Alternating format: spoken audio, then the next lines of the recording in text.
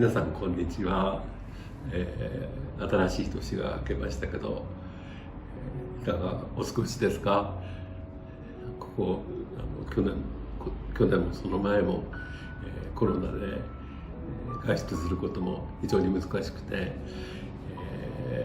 我々園芸ファンにとっては庭に植えた植物も大事ですけれども、野外に出てあるいは植物園なんかその他、植物の面白そうなところを訪ねていくっていうのは我々の日常の楽しみだったと思うんですけど、ほとんどそれが叶わない、年を2度も過ごすことになって、私自身なんかえらくストレス、そのことだけでストレスが溜まってる感じがするんですね。で、今年こそはコロナの収束しないまでにも感染者が減って少しは解放されて、いろんなとこに行けるっていう日が来ることを、心待ちにしているんですけれども、おそらくその気持ちっていうのは皆さんも変わりがないかなと思っています。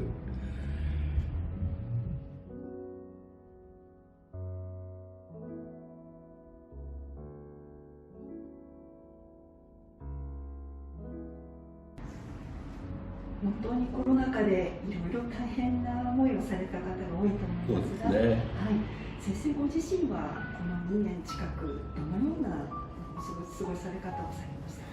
か？今私は園芸植物も含めてなんですけれども、主に研究しているのはシーボーとか江戸時代に日本から持ち帰った植物の本当のところはどういうものかっていうのはまだまだわからないところがたくさんあって、それらから作られた持ってた植物から作った標本が保管されているオランダのライデンで2年どころか5年近く研究してるんですけれども、過去2年間も向こうの研究者と打ち合わせしていろんな研究をする予定でいたんですね。で、その成果を発表するようなコンファレンスも、計画してたんですけども、それが2度も流れて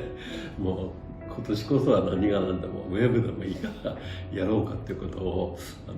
向こうの方が言ってるぐらいがもうなんていうのかな、しびれを期待してるっていう感じなんですが。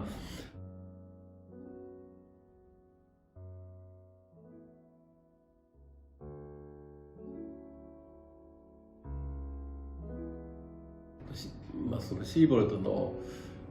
植物を研究しながらシーボルトがなんでそんなに日本の植物に、打たれたように熱狂して、そしてがむしゃらに集めてヨーロッパに運んで、単に自分で取得してるだけじゃなくて、それを郊外の施設に届けて、そしてその施設もオランダのライデンの植物園なんですけれども、そこだけにとどめるってことはやめて、いろんなところに広げてですね、そしてまた改良とかそういうことを進める人にもなんていうんですかね、一部を渡してですね、より魅力的な園芸植物っていうのを生み出し、そして広めるっていう努力をしたんですね。ですのでシーボーとはたった一人の人間ですけれども、だからも彼が全ての日本の植物をヨーロッパに紹介したかのごとくの、印象を持たれるほどに日本の植物といえば少なくともヨーロッパの人たちシーボルトっていうぐらいの状況を作り出したかと思うんですけれども、これは他のことでもそうなんですけれども、園芸植物を研究される方々っていうのはやっぱり一番大きな関心はそれをより美しく、そして多くの人たちが見て美しいなとかその感動的な印象を持つようなものに仕向けていくっていうのは非常に大きい関心のところで、それが何から作られたか、つまり原子は何かっていうようなことに関してはそれに比べるとそういうことだけを専門にしている研究者もいるから改良とかを進めている方々とそういう研究を進めている人たちの間にこれまでギャップがあってなかなか埋まらなかったんですね。でシーボートが日本から持ち出した植物をどんなものか、そして、例えばなでしこって言ってもいろんな形があるじゃないですか。そのうちのどういう形のものを持ち出していったからこういう栽培品種ができたかっていうようなところまではなかなか終えてないんですね。例えばアジサイはシーボートと結びついて有名なんですけれども、アジサイ一番シーボートといえばすぐ思い浮かべる私たちは研究所オタクサっていう名前を付けているアジサイなんですが、あれがそもそも日本にあったものをシーボートが持ち出していて、でそれを育てて、広げたとか。シーボートで持ってたアジサイはそんなもんじゃなくてもっと野生的なアジサイで、それを代々に持っていて、改良を重ねた結果ああいうアジサイができて、それで、世界の人たちが魅力を感じるような、アジサイになったのかということをとことん突き詰めてみるとまだの部分がかなりあるんですね。でそれアジサイ一つとってもそうですけれども、いろんな植物がそこまで深くは研究されていなかったために5年ぐらい前にそういうことをやろうということで、ヨーロッパの研究者と我々で共同研究をやって、シーボートが持ち帰ったものってどういうものなのかっていうところから始めて、かなり分かってきて、2年前にはそろそろ来年か再来年ぐらいには成果をまとめて、発表したいよねっていうところまで行ったんですけれども、その矢先にコロナで渡航もできなくなり、研究自体も本当に難しくなって中断してしまっていて、非常に研究が中断していることが心残りでしょうがないですね。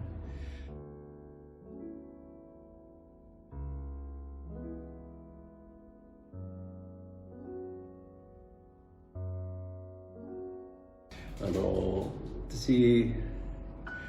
本で生まれ育った人間ですから日本の植物に一番関心があるわけですけれども、残念ながらそういうふうにして日本の植物が世界中に広まって、世界で人気を博するようになる過程では日本の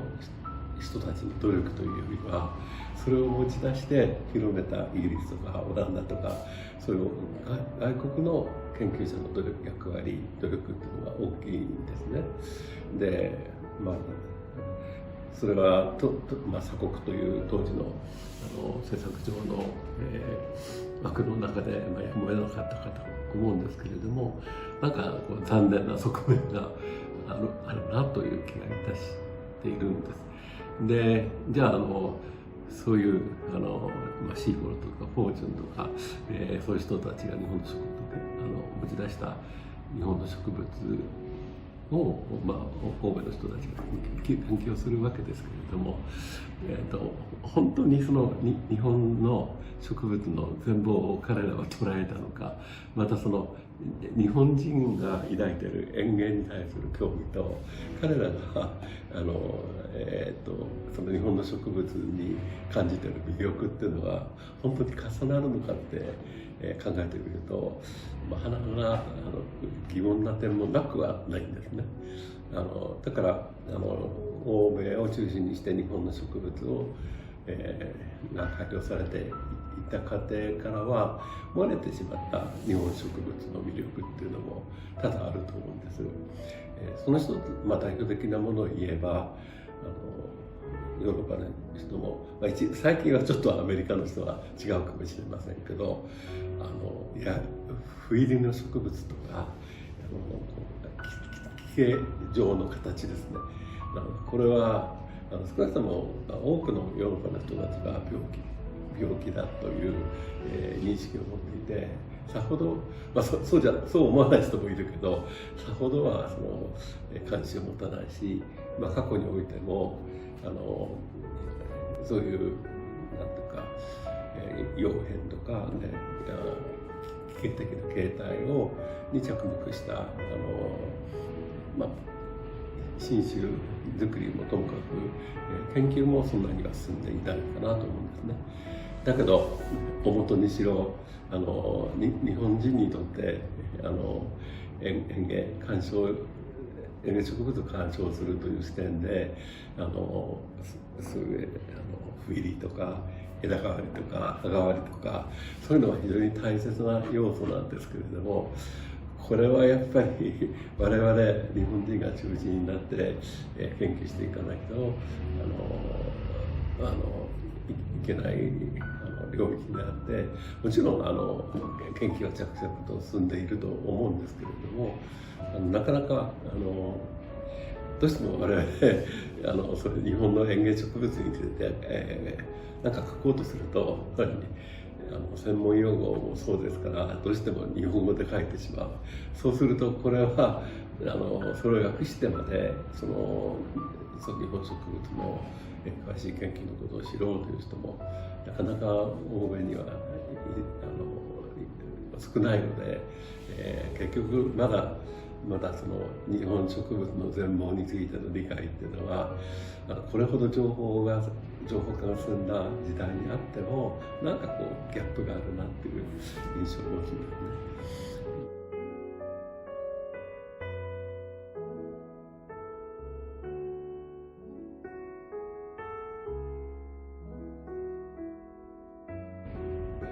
我々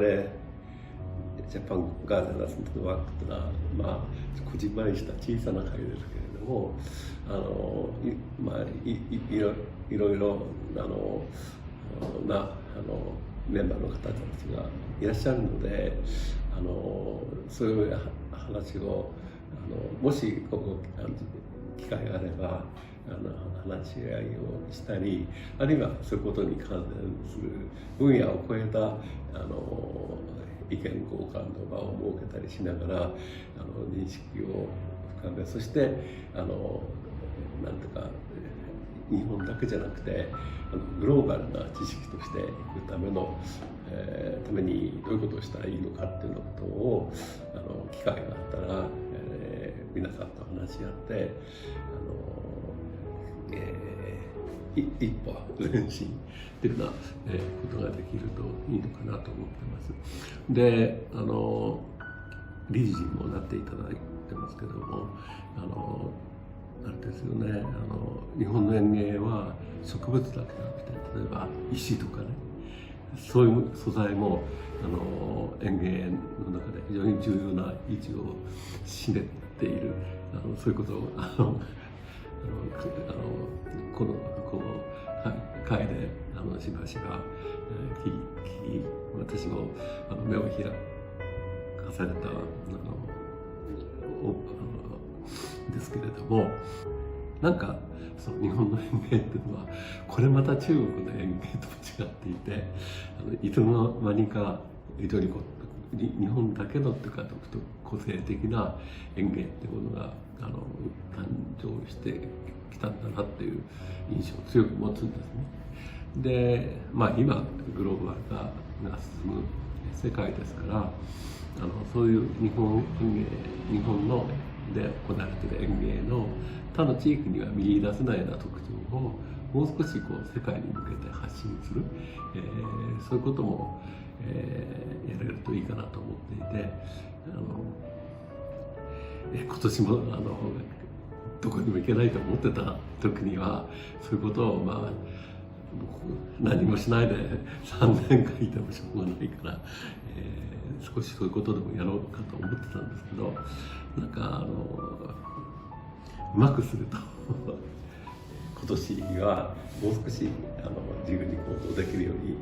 なるのかなって期待を半分持っていて、できたら、そういうことに取り組んでいきたいかなと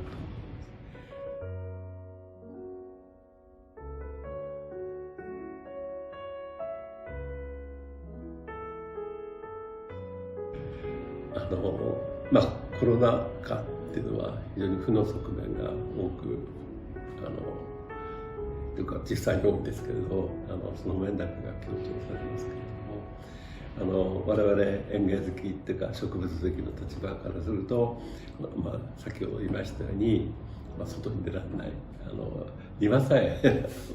いわゆる植物さえ買い求めに行くのも大変だというような状況であったわけですけれども、逆に言うと機会が狭まるってことはある対象について非常に時間が割けるっていうか深く掘り下げてみようという意欲も増するという側面もあるんだと思うんですね。だから今まで私はマンション暮らしですから言わないんですけれども、ベランダに植えてるぐらいで外を歩いてなんとなく歩いててあんまり注目しなかったような植物を遠方に行けないとなると身近なところでの植物観察だし公園とかを見てはっと気がつかされることが結構あるんですね。今住んでるところは柏ですけれども基本的な地形は大地と低地という非常に単純な地形ですけれども、大地の上とか大地と平地の間は斜面になってるんですけど、そこは雑木林が残ってたり杉の植民地があったりしてどこ歩いてみると今まで気がつかなかったような、植物に出会うことがあったり、またそこなんか狭い範囲をどちらかというと今までは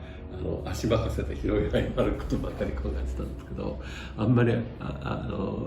距離で歩くんじゃなくて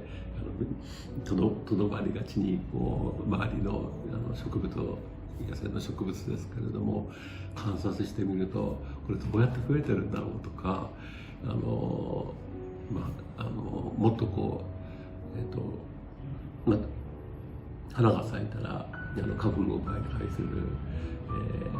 昆虫のような動物がやってきて花粉を運んでその結果として果実が熟して種ができるわけですけれどもそういうことを今まで注意して見るという教科書的なことは頭では理解してたんですけど、実際見たことがあまりないような状況だったんですね。でそれ2年間良かったのはそういういろんな植物と昆虫などの花粉の媒介を通じたやり取りとかですね、それから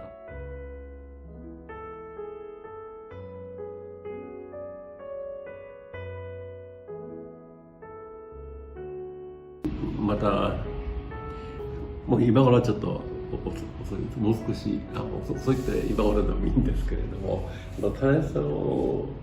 は父に翌年の芽を準備するわけですね。そんなのよく見てみると晩秋の頃からその準備を始めてるんで、例えば日本にカエデの仲間は結構種が多いんですけれどもみんな同じかというとそれぞれ個性的で違うんですね。それから、これはちょっと前にもち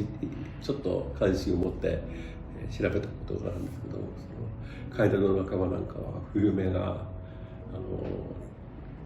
たくさんガリンっていう鱗状の葉っぱですね、これが重なり合ってできてるものとか、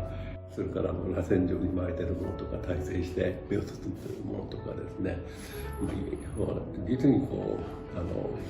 芽のつく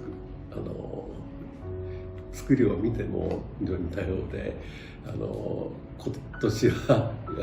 随分楽しませてもらいました。これどこでも行けて時間がふんだんにある時はどうしてもそういうゆっくり落ち着いた観察になったらなかなかできないなっていうことを反省する機会にもなってるんですけれども、そういう意味では私は比較的有効にコロナ禍を利用したかなと、いうことを思ったりするんですけれども、そういうことを全て含めて言えば、我々は人間の中で生きてるんじゃなくて植物と共に暮らすっていうことを楽しみにしている、そういう人たちの集まりだと思うんですけれども、人間じゃない生き物が周りにいる、それは猫とか犬でもいいんですけれども、植物が周りにある野生の植物からは遠い環境にあれば、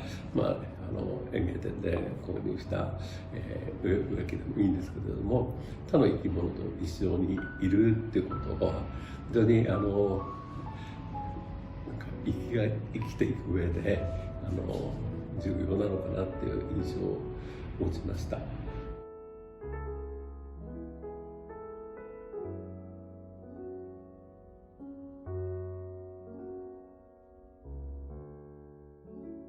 でそんなことを考えてコロナ禍を過ごしているわけですけれども、コロナで行動が制約された。でこれは確かなことで、非常に悲しみの影響もたくさんあったかと思うんですけれども、そういう状況をもう少し掘り下げて考えてみると、例えば今年は少し外に出るチャンスがあるかもしれないというようなことを思うわけですよね。つまり一つこの中にコロナに感謝したいって言ったら大げさですけれども、よくコロナに負けないとか皆さんおっしゃいますけれども、漠然と1年を過ごすんじゃなくて、何か目標を持つこと、植物の観察でも今年はこういう植物を注意深く見てみようとか、あるいはどっか自分が気に入ったような場所があればそこに一度だけじゃなくて何度も出かけてそこの植物を四季を通して観察してみようとか、プランを新しいプランを、考えるっていう機会を私たちに与えてくれるってこともあったんじゃないかと思うんですね。だからそんなこと言ってると私はすごい楽天家だと思われるかもしれないけど、実際そうかもしれませんけれども、でもなんていうかな、動物だけじゃなくて植物も周りにあって共に暮らし、そして共に暮らす相手をよく知るっていうのはいいことだなってつくづくコロナで思いました。だからこれがコロナが収束したらみんな忘れてしまうんじゃなくて、そこで学んだことを新しい今年がもう少しと歩けることを期待したいんですけれども、そういう時の、行動というか活動の一つの目標にして一年を過ごしてみたいかなと思っています。皆さんも今年はもう少し、前々年に比べたら